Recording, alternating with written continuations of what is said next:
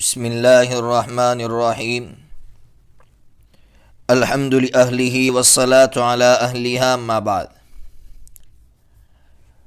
اب آج ہمیں یہ سمجھنا ہے کہ دجال کہاں سے نکلے گا اور کہاں جا کر مرے گا۔ دیکھیے، سب سے پہلے دجال کا جو خروج ہوگا یعنی نکلنے کی جو جگہ ہوگی وہ عراق اور شام کے درمیان میں ایک گھاٹی ہے، وہاں سے نکلے گا، لیکن وہاں اس کو شہرت نہیں ملے گی۔ اس لیے شہرت نہیں ملے گی کہ اس کے جو سپورٹر ہیں یعنی یہودی لوگ، وہ چونکہ اصفہان ایک جگہ ہے، وہاں ایک بستی ہے یہودیہ، وہاں کے رہنے والے، اس لیے یہ جو دجال ہے وہ وہاں پہنچے گا، اس بستی میں جائے گا، اور اس بستی میں جا کر پھر ایک جگہ ہے جس کو خوض و کرمان کہا جاتا ہے، وہاں جا کر پڑاؤ ڈالے گا، اور پھر یہ جو ہے ان یہودیوں کے ساتھ وہ پوری دنیا کا سفر کرے گا، جس کی وجہ سے بہت مشہور ہو جائے گا۔ اور یہ جو دجال اس دنیا میں رہے گا صرف 40 دن رہے گا۔ ایک دن 1 سال کے برابر ہوگا، دوسرا دن 1 مہینے کے برابر، اور تیسرا دن 1 ہفتے کے برابر ہوگا۔ اس کے بعد جو دن بچیں گے وہ نارمل دن کے مطابق ہوں گے۔ حضرت مہدی دمشق پہنچ کر جب ان کو پتہ چلے گا کہ دجال کا خروج ہو چکا ہے، زور و شور سے جنگ کی تیاریاں کریں گے، لیکن صورتحال پوری دجال کے موافق ہوگی، یعنی حضرت محنت کریں گے لیکن اس محنت کا خاطر خواہ کوئی فائدہ نہیں ہوگا۔ اس کی وجہ سے حضرت مہدی اور آپ کے جو چاہنے والے ہیں وہ جو ہے بیت المقدس میں چلے جائیں گے، اور دھیرے دھیرے ایک پہاڑ ہے بیت المقدس میں جس کو جبل الدخان کہا جاتا ہے، وہاں جا کر سارے مسلمان جمع ہو جائیں گے۔ جب دجال کو پتہ چلے گا کہ سارے مسلمان جبل الدخان پر جا کر انہوں نے پڑاؤ ڈالا ہے، تو وہ وہاں آ کر اس کا محاصرہ یعنی گھیراؤ کر لے گا۔ اس کی وجہ سے مسلمان سخت فقر و فاقہ میں، تکلیف میں مبتلا ہوں گے، حتیٰ کہ مسلمان جو چمڑے کی جو تانت آتی ہے اس کو جلا کر مسلمان پی جائیں گے، کھا جائیں گے۔ حضرت مہدی جب پریشان ہو جائیں گے مسلمان، تو حضرت مہدی مسلمانوں سے کہیں گے کہ اب ایک ہی چارہ ہے کہ ہم ان سے جنگ کریں۔ سارے مسلمان راضی ہو جائیں گے اور حامی بھریں گے کہ ہم صبح کے بعد یعنی فجر کی نماز کے بعد اب اس سے جنگ کریں گے۔ یہ رات سخت تاریک ہوگی، لوگ جنگ کی تیاریوں میں مشغول ہو جائیں گے۔ اس صبح میں حضرت مہدی فجر کی نماز پڑھانے کے لیے مصلی پر آگے بڑھ چکے ہوں گے، اور اقامت بھی کہی جا چکی ہوگی کہ اچانک کسی کی آواز آئے گی کہ تمہارا فریاد رس آ پہنچا۔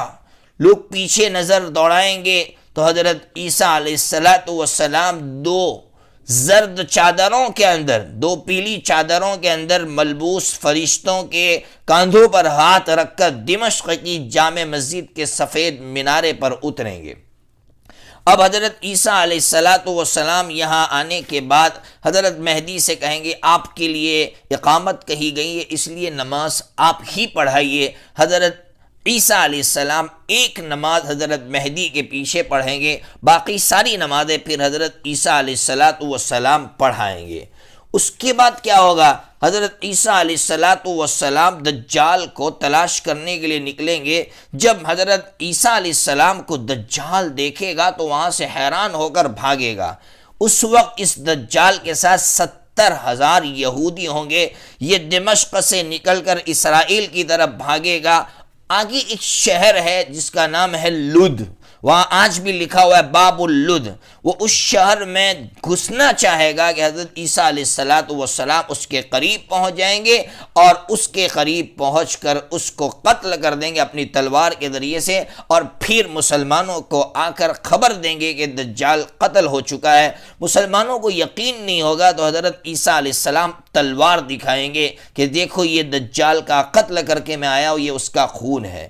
اس سے سمجھ میں آتا ہے کہ حضرت عیسیٰ علیہ السلام جس شخص کو قتل کریں گے وہ دجال ہوگا، وہ ایک انسان ہوگا، آخری درجے کا شیطان ہوگا۔ اس لیے یہ شکیل بن حنیف جیسے جھوٹے لوگ جو کہتے ہیں کہ دجال کوئی انسان نہیں ہے، مسلم شریف کی حدیث کہہ رہی ہے کہ وہ دجال کو قتل کریں گے اور اس کا خون حضرت عیسیٰ علیہ السلام پورے تمام مسلمانوں کو دکھائیں گے۔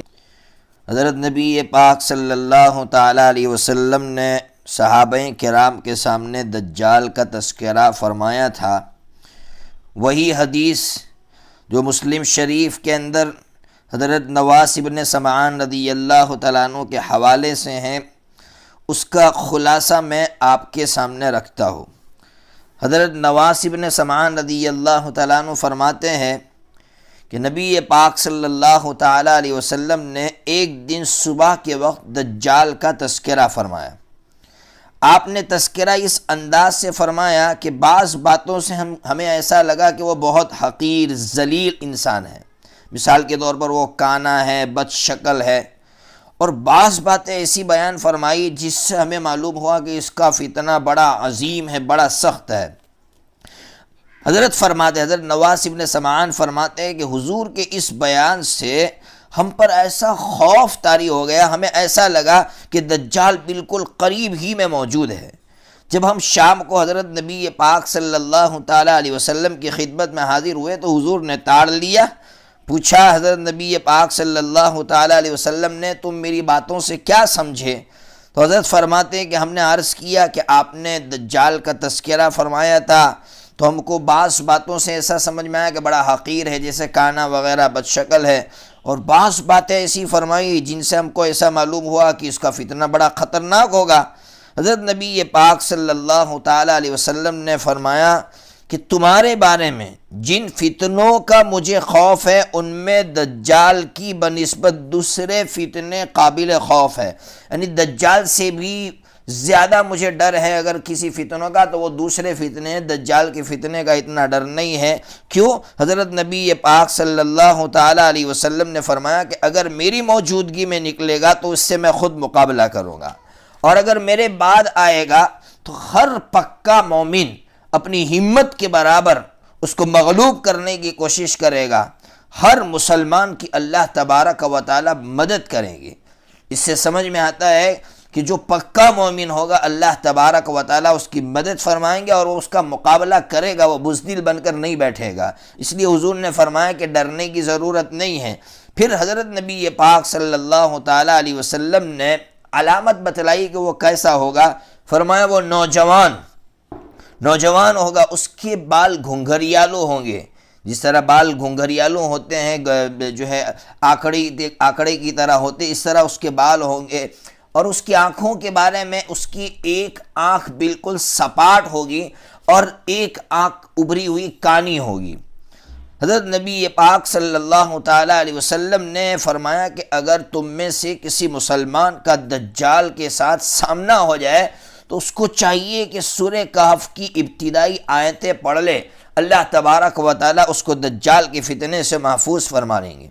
پھر فرمایا دجال کہاں سے نکلے گا؟ تو فرمایا شام اور عراق کے درمیان سے نکلے گا، ہر طرف فساد مچائے گا۔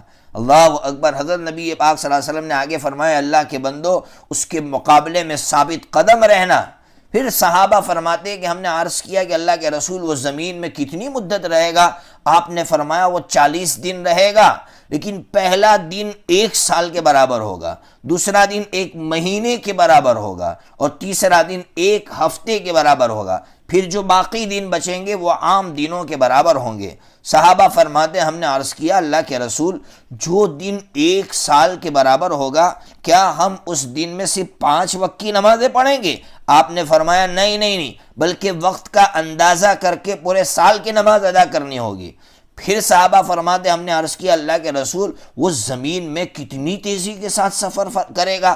تو حضرت نبی پاک صلی اللہ علیہ وسلم نے فرمایا بادل ہوتا ہے بادل، اور اس کے پیچھے کیسی موافق ہوا لگ گئی ہو تو کس طرح تیزی کے ساتھ بادل چلتا ہے، بس اسی طرح یہ دجال جو ہے تیزی کے ساتھ چلے گا، قوم کے پاس سے گزرے گا، اپنے باطل عقائد کی دعوت دے گا، ایک قوم اس پر ایمان لے آئے گی، جو لوگ اس پر ایمان لے آئیں گے تو حضرت نبی پاک صلی اللہ علیہ وسلم نے فرمایا اللہ کی طرف سے عجیب امتحان ہوگا کہ یہ دجال بادلوں کو حکم دے گا، وہ برسنے لگیں گے، زمین کو حکم دے گا، زمین سرسبز و شاداب ہو جائیں گی، یہ لوگ اس کی وجہ سے بڑے خوش ہوں گے، ان کے جانور موٹے تازے ہو جائیں گے، دودھ سے بھرے ہوئے ہو جائیں گے۔